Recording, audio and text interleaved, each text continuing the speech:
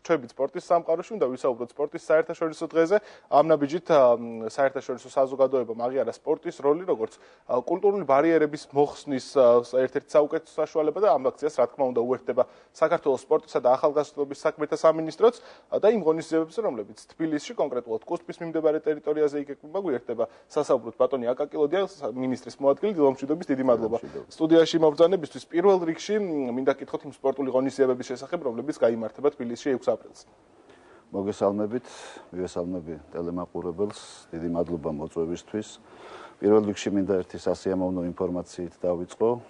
გუშინ საღამოს კიდევ ერთხელ აჟღერდა საქართველოს სიმნი ევროპაში, კერძოდ ფინეთში, ევროპის ჩემპიონატზე.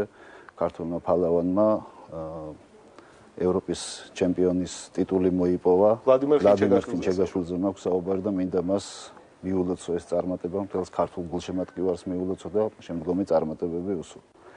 რაც შეეხება 6 აპრილს, თქვენ სწორად აღნიშნეთ, ეს მართლაც საერთაშორისო დღეა, გაეროს ეგიდით, გაეროს მიერ აღიარებული სპორტის საერთაშორისო დღე მშვიდობისა და განვითარებისთვის, რომელიც მონაკოს პრინც ალბერტის პატრონაჟით ხორციელდება, ეს იქნება ტრადიციული, ყოველწლიურად გაიმართება და ჩვენც რა თქმა უნდა უერთდებით ამ ღონისძიებას, მართლაც რომ მნიშვნელოვანია ის, რომ მთელი კუსტრის ტერიტორიაზე კვირას 6 აპრილს დილიდან საღამომდე იქნება დატვირთული სპორტული ღონისძიებებით, გასართობი ღონისძიებებით, აქ იქნება როგორც ქართული ეროვნული სპორტული სახეობები, ასევე სხვადასხვა სპორტული სახეობები, კულტურულ-შემეცნებითი პროგრამები და ასე შემდეგ, ასე რომ ვეპატიჟებით ყველას ოჯახებით იმისთვის, რათა კიდევ ერთხელ ჩვენით ჩავერთოთ სპორტულ საქმიანობაში და გავითავისოთ ის, რომ ჯანსაღი ცხოვრების წესი უმნიშვნელოვანესია იმისთვის, რათა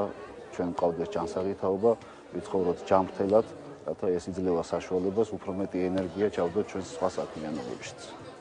ძალიან საინტერესოა ის, თუ კონკრეტულად რა ღონისძიებები გაიმართება 6 აპრილს და როგორ შეიძლებათ მასში მონაწილეობის მიღება მსურველებს.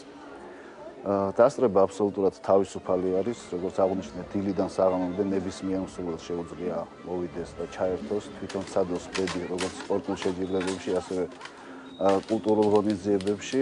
აქ არის ქართული ჭიდაობა, აქ არის ქართული საბრძოლო ხელოვნებები, ხრიდოლი, კარატე, ასევე კანოე, ქუჩის კალათბურთი, ქუჩის ფეხბურთი, ასე რომ სრულად არის დატვირთული კუსტრის ტერიტორია სპორტული ღონისძიებებით. ასევე არის ბავშვებისთვის გასართობი ღონისძიებები, სახალისო მხატვრობა და ასე შემდეგ უამრავი თეატრალური დადგმა წარმოდგენა, რაც თავისუფალი დროის აქტიურად გატარების საშუალებას მისცემს მსურველებს.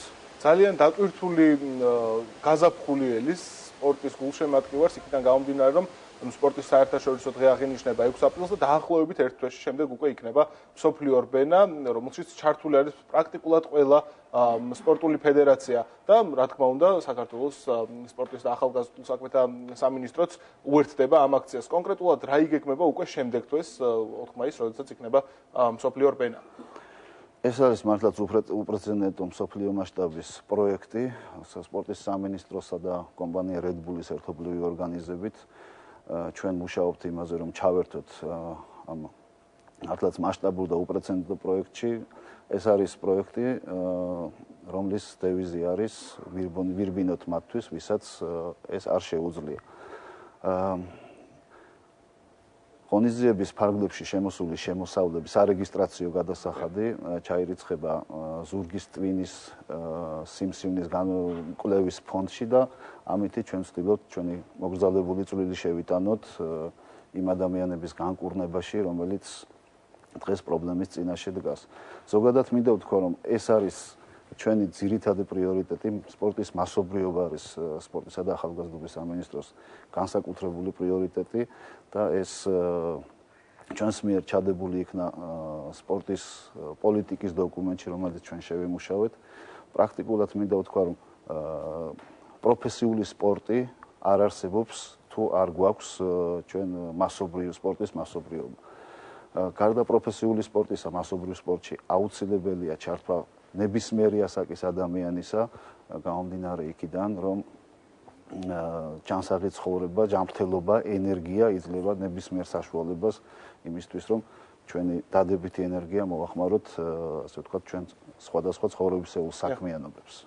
ძალიან ხო, პროდუქტიულობაზე მოქმედებს და ეს არაერთი კვლევით არის დადასტურებული. დიდი მადლობა სტუმრობისთვის, მე წარმატებებს გისურვებთ.